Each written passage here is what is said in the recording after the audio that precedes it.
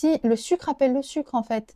Il faut savoir que quand tu as envie de manger encore et encore alors que tu as déjà mal et que tu es ballonné, ça veut tout simplement dire que ta microbiote est composée de mauvais microbes.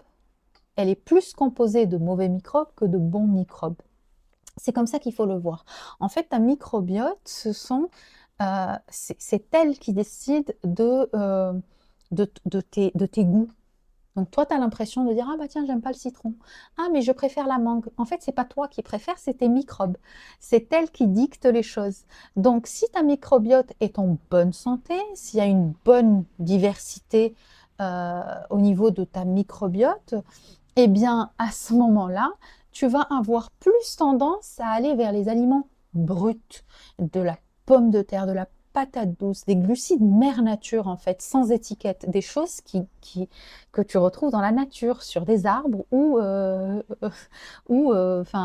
la terre quoi.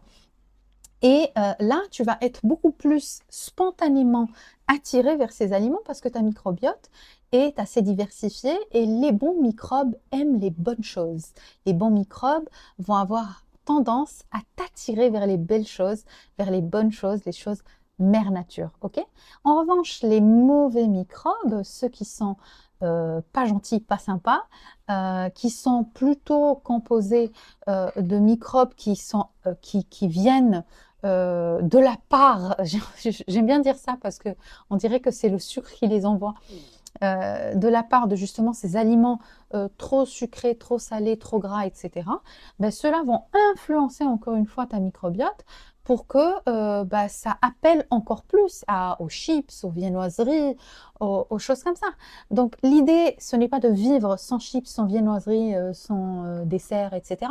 L'idée, c'est de soigner d'abord avec ce challenge tous ces symptômes et justement d'arriver vers un ventre plus plat, moins gonflé, etc.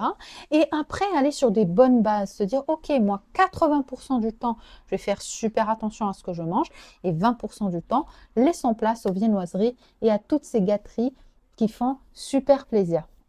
Voilà Nadia, j'espère que j'ai répondu à ta question et j'espère aussi que ça vous aide dans ce challenge à avoir plus d'éléments pour justement avoir un ventre plus plat et plus dégonflé.